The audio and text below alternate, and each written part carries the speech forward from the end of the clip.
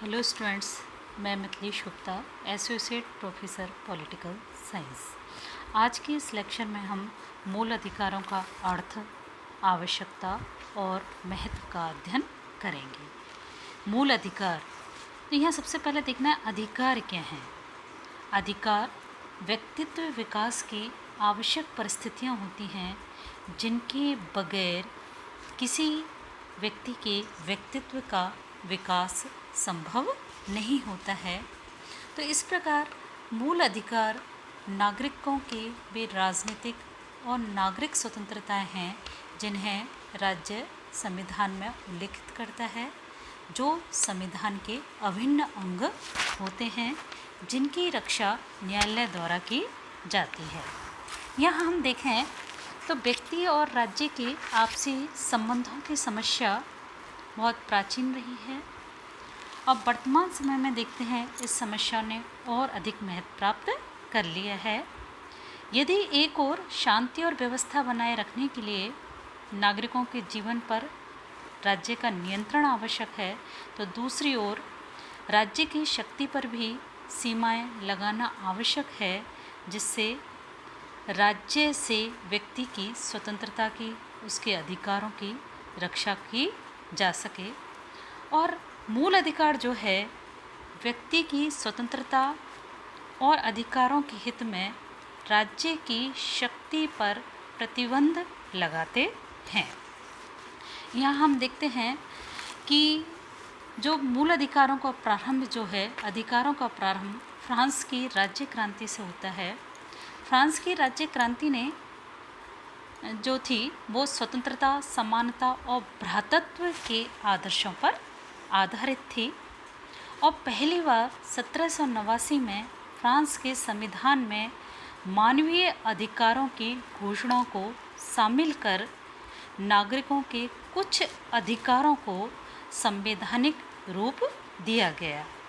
इसके बाद देखते हैं 1791 में संयुक्त राज्य अमेरिका के संविधान के प्रथम 10 संशोधनों के द्वारा नागरिक अधिकार पत्र की व्यवस्था की गई, जिसके द्वारा नागरिकों को विविध अधिकार प्रदान किए गए और इन अधिकारों की रक्षा का जो दायित्व है वो न्यायपालिका को दिया गया। इसके बाद विभिन्न देशों के संविधानों के द्वारा अमेरिकन संविधान का अनुसरण करते हुए अपने देश के संविधानों में नागरिकों के अधिकारों की व्यवस्था की गई। मूल अधिकारों का अर्थ क्या है? मूल अधिकार व्यक्ति के वे अधिकार होते हैं जो उसके जीवन के लिए, उसके विकास के लिए मौलिक और अनिवार्य होने के कारण जिन्हें नागरिकों को प्रदान किया जाता है, राज्य के संविधान में स्थान दिया जाता है, उन्हें हम मूल अधिकार कहते हैं। और इन अधिकारों में राज्य द्वारा हस्तक्षेप नहीं किया जा सकता है। इन अधिकारों को मूल अधिकार कहने के अनेक कारण हैं।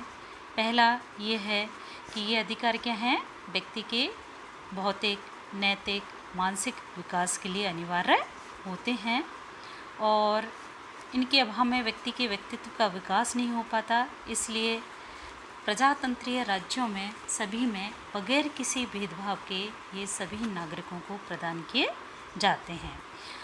मौलिक अधिकार का हम दूसरा अर्थ ये कह सकते हैं, मूल इनको कहने का, कि इन्हें देश की मूल विधि यानी कि संविधान में स्थान दिया जाता है और केवल संवैधानिक संशोधन के माध्यम से ही इनमें परिवर्तन किया जा सकता है। तीसरा जो कारण हम ले सकते हैं इनको मूल कहने का, वो ये है कि ये कार्यपालिका, व्यवस्थापिका या अन्य किसी भी संस्था या बहुमत दल के द्वारा इनका अतिक्रमण नहीं किया जा सकता है।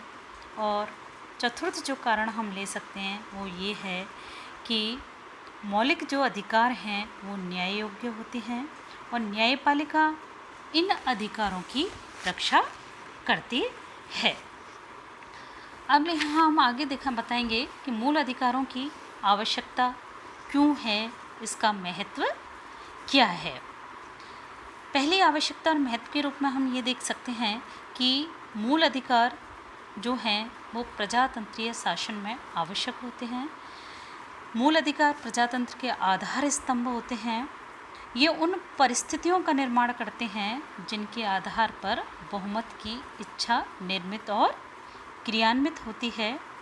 इसलिए ये प्रजातंत्र के लिए अनिवार्य होते हैं कि प्रत्येक व्यक्ति को पूर्ण शारीरिक, मानसिक और नैतिक विकास की सुरक्षा प्रदान करने हेतु ये स्वतंत्रताएं, ये अधिकार प्रदान किए जाएं।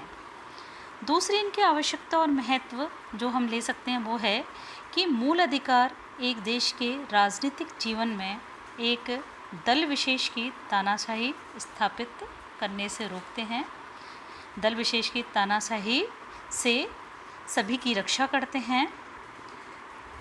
तीसरा जो कारण है मौलिक अधिकारों की आवश्यकता और महत्व जो कहा जा सकता है वो ये है कि मूल अधिकार व्यक्ति की स्वतंत्रता और सामाजिक नियंत्रण के बीच उचित सामंजस्य की स्थापना करते हैं। इनके द्वारा एक और तो सरकार, व्यवस्थापिका, कार्यपालिका आदि को अपनी निश्चित सीमाओं में रहने के लिए बाध्य किया जाता है, तो दूसरी तरफ नागरिकों को शासन के स्वेच्छाचारी संचालन के विरुद्ध जनमत के निर्माण हेतु उचित अवसर प्रदान किया जाता है। तो इस प्रकार से देखते हैं कि मूल अधिकार जो है वो आवश्यक होते हैं।